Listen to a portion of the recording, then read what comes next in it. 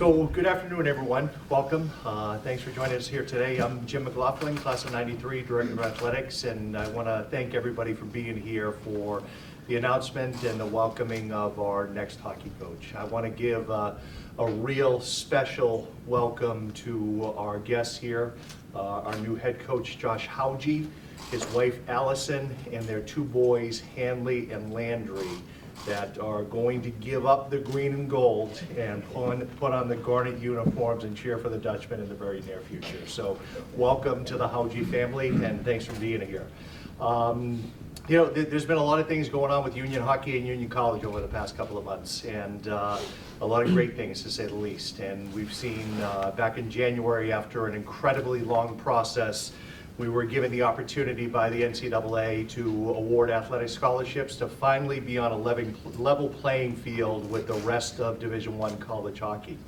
Last Friday, I had the great pleasure of being in Boston, Massachusetts to see our senior captain, Josh Hauge, be honored with one of the most prestigious awards in college hockey, where he was the recipient of the Hockey Humanitarian for all the work that he's done on this campus and in Schenectady and beyond with Cocoa House, and we couldn't be prouder of him.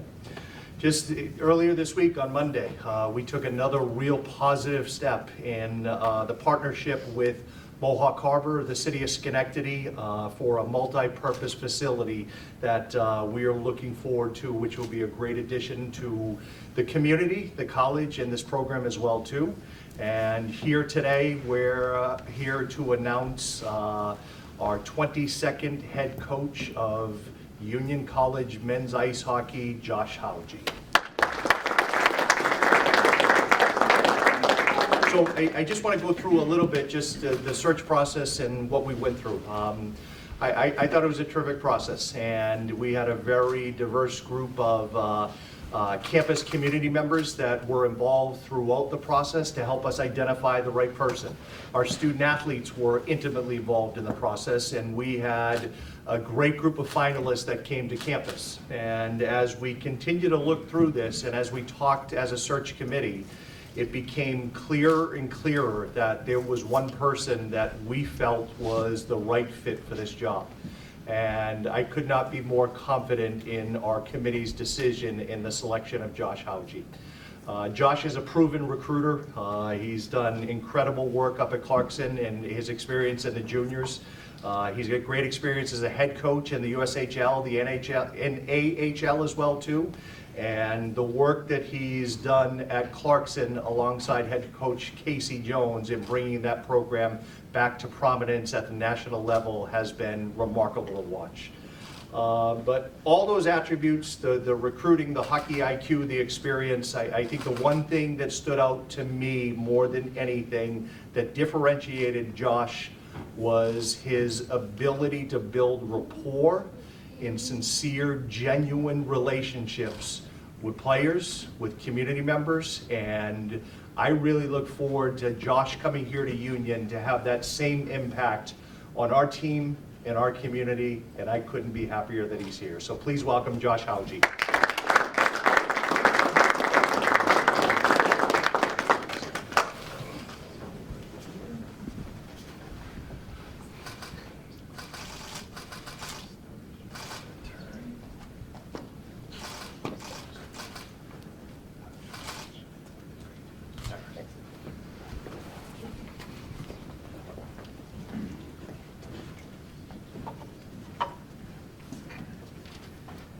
Appreciate everybody coming out here tonight. This was, if there's ever been an emotional roller coaster of a day for me, it was today. From last night when I got the call and we finalized all the details to this morning having to go into Clarkson's locker room and letting a bunch of great young men know, hey, it was time for me to move on, and that I was excited for my next journey. But they got me there, and like I owe those guys so much in that Clarkson locker room, but then to be able to come here today and to be able to talk to this group, these players that are gonna give me a chance. And I'm not asking them right away to say, hey, I'm gonna buy all in, I'm gonna earn that from them. I'm gonna ask them to give me a chance, and I think I can earn their respect and earn their trust, and that's what we're gonna try to do. And it's gonna take It's going to take some time. It's going to take consistency from me, and then it's going to take proof. So I just got to keep doing that, and I think eventually that's what it takes to earn trust, and that's how we'll do that. I personally just want to start off by thanking the search committee, and especially Jim for giving me a chance. I think when you take a look at an athletic director, you got to be in line and have the same vision, and I believe he's going to be right there with me every step of the way, and I'm excited to work with him. I had the chance to speak with President Harris, and he was electric. When I got off my Zoom with him, I knew he had a chance to be great, and I could work with him, and I was just super excited about him. I thought he was a lot of fun, and just excited where he's taking Union College. And Vice President Francie Brown McClure, just had the chance to talk to her and want to thank her for giving me this opportunity as well, along with every other committee member that spent time with me along the way. I wouldn't be here if it wasn't for Clarkson University. So I do want to thank Scott Smalling, Ben Gable, Laurel Kane, and Josh Bartell, the key members of the athletic department there, Robin Howard, and then Casey Jones.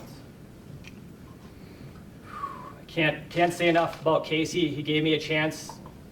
Never been a head coach or never been a college coach before. He opened up his home to me, gave me a chance, and let me make hard decisions there. So really thankful for Casey, Mike Towns, Brent Brecky, Phil Waugh, just the partners I had at Clarkson, all great people, and I took a lot away from all of them. My time in the USHL, I'd like to thank the ownerships of Tri-City and Fargo. In Fargo especially, Byron Poole. We were at a tough time when we went to Fargo. I was in the hospital with Hanley. I just had a neonatal stroke, and he showed up right away and said, "Hey, we want you to come to Fargo. We want you to be a part of our staff." And like to me, I can never say thank you enough to Byron and John Marks for opening up their team to me there. In the North American Hockey League, I spent time up in Fairbanks, Alaska, and Rob Profit, a staple for me of people. He taught me what it takes to compete. He taught me what it takes to be a true professional in this business, and it's not easy to have hard conversations, but if you want to be a leader, you have to do that. So really thankful for everything that Rob Profit did for me. And then for me, where it all started was the Twin City Northern Lights. Started as a junior B coach, just fresh out of college, and Stephanie and Ross Smith gave me a chance. Somebody had never coached before. They gave me a chance to run a program, make mistakes along the way, and I had the ability to do it with my best friend, Eric Fink. So had a lot of fun together, and it's fun to see how we've kind of climbed up the ranks. Now he works for the Carolina Hurricanes, and I'm fortunate enough to get this job. Throughout all that time, so many players. We were counting on the way here how many years. You know you're getting a little older when you have to count with your 8-year-old how many years you've been coaching, but it was 20 years. 20 years worth of players, and so many of them have reached out today, and it just means so much. The fact that I stay in contact with so many of them still reach out and tell me about their life after hockey.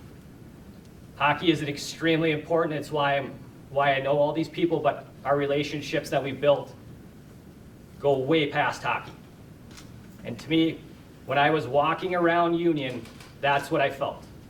Felt that this was a spot where relationships matter, and that you can get to know people, and they will get to know you, and you can build something way, way bigger than anything you can just if you're just a hockey team showing up at the rink.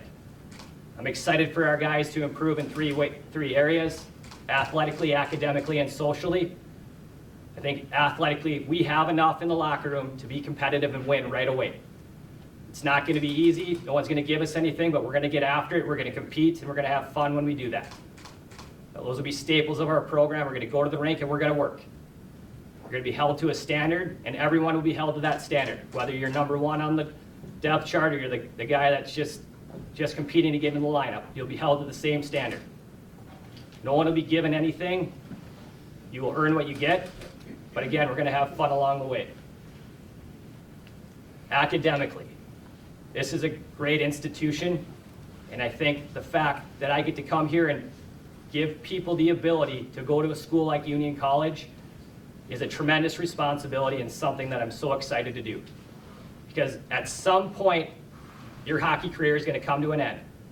But that degree will be with you forever, and it's going to carry you a long ways. I've had former players that have went here and just, they're still playing, but what they talk about, the academics and what it's done for them, like, they're going to be set up whenever their pro careers end. And that's what we're looking for, and that's what I'm proud to recruit to. And then again, just socially, the ability to interact with so many different people, what Josh Hauge did is, it's impressive. And to be able to shake his hand at the end of his season and tell him that, like, I'm looking forward to be able to do it here in person, because like, that's what you want out of players. And it says a lot about the group. And I'm sure there are a lot of players that are in this room that were with them along the way. So I'm really excited, and I think at this point we'll open it up to any questions.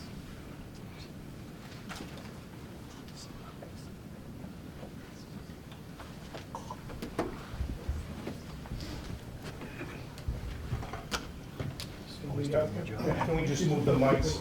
Hang on.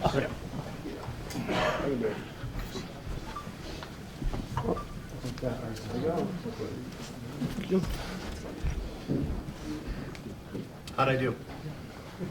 Got any jobs? It was almost too good. Josh, you're coming into a situation here where, Jim talked about a new rink, athletic scholarships, but also you have to deal with several players entering the transfer portal.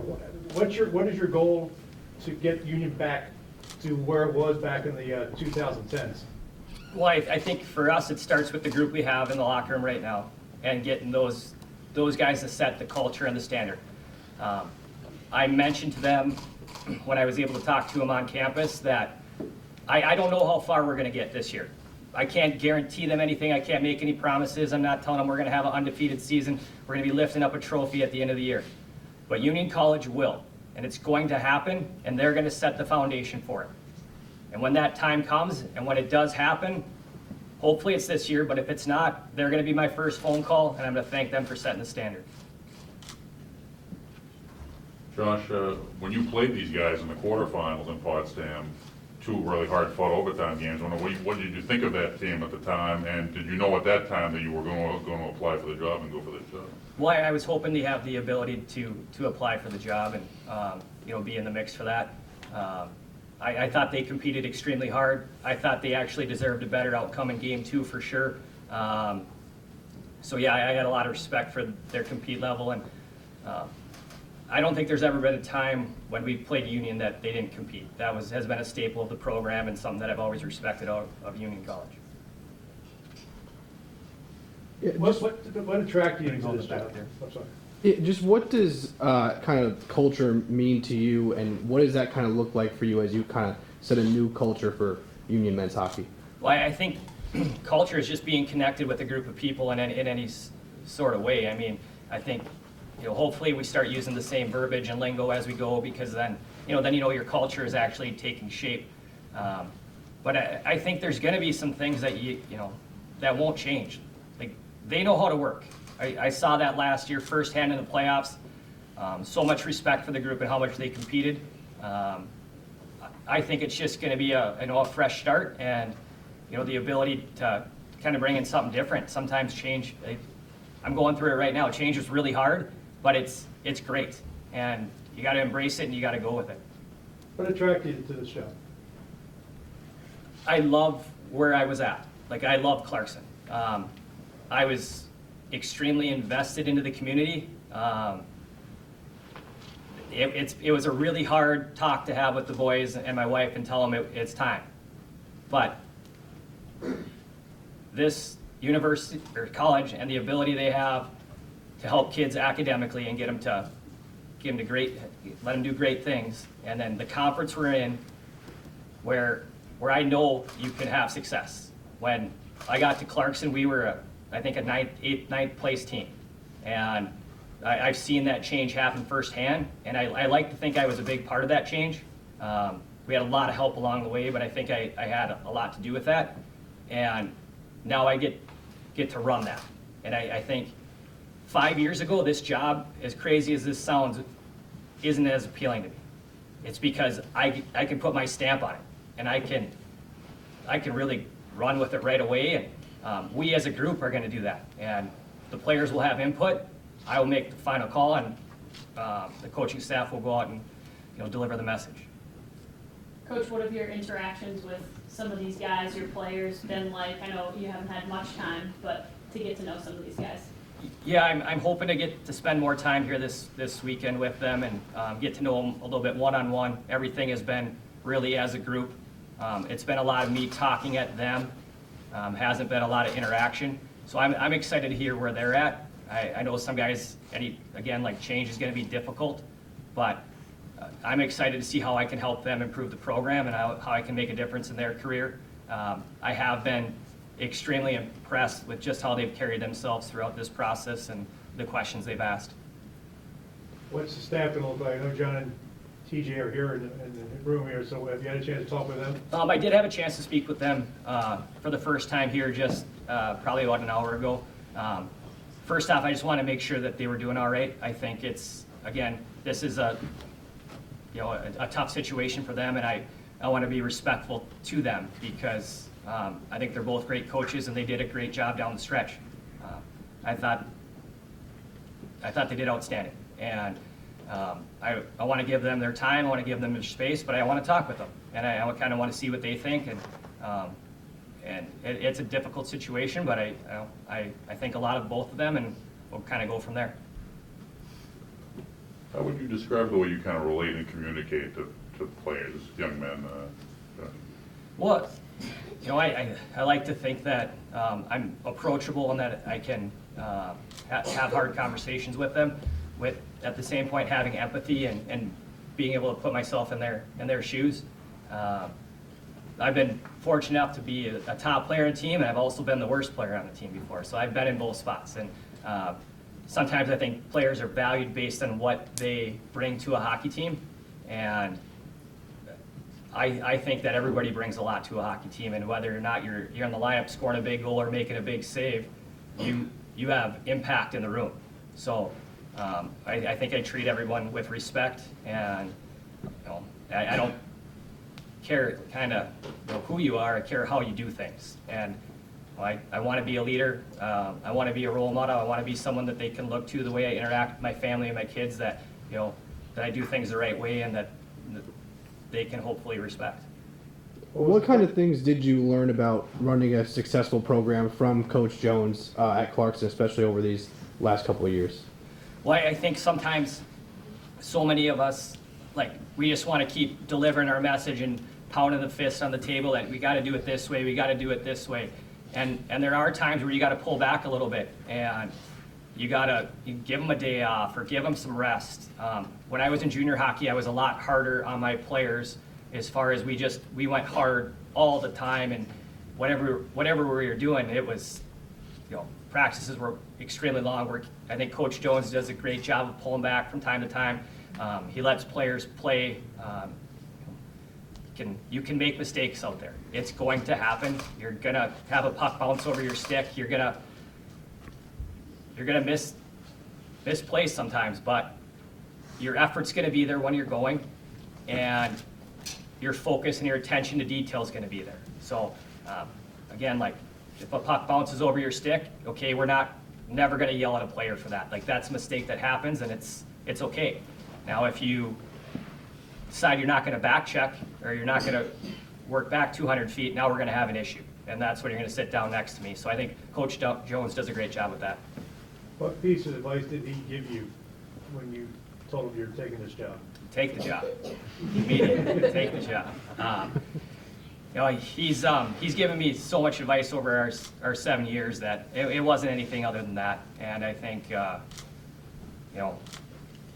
think he wants the best for me, except for a couple times a year. There's only 59 Division I head coaching jobs, I think, Josh. I mean, just to work to this point and get one of those coveted jobs, what's going through your mind, and how emotional a day is this for you, reaching this? I'm pretty sure the boys thought I was going to cry here today, because it's been a really hard day. It's so exciting But just to have the amount of texts and the people reach out to you during this time, you forget how many people really helped you along the way. And when I started, I never thought I was gonna, when I got to be a Division I assistant, I thought that was gonna be it. And now to be a Division I head coach, I mean, it truly is a dream come true, and it's something that I never thought would happen. And it really isn't even a dream, because I never thought that it actually could happen. So 20 years ago when I started, we joke about this a lot with Eric Fink. We got done with warm-ups. And at the junior B level, there's not big crowds. There's no crowd, really. It's just parents in the stands. And we get done, and we got our suits on, and we're all ready to go, and start walking off the ice, and all the players are gone, and it's our home game. And I realize there's nobody to pick the pucks up. So I go run and grab the bucket, and I'm throwing the pucks in the bucket, and I look over at Eric, and I go, hey, someday people are going to pick pucks up for us. So that's kind of where I came from, and I'm okay picking up pucks, I'm okay picking up trash, I'm okay doing whatever it takes.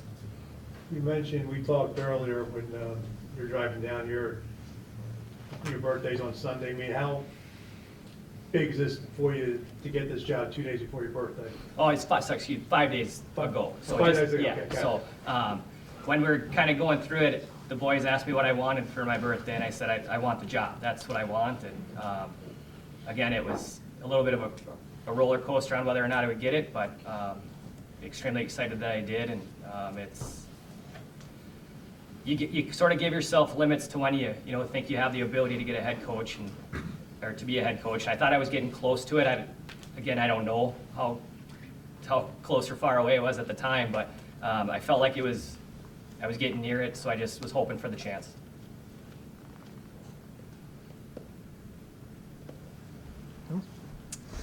Thank you, everyone.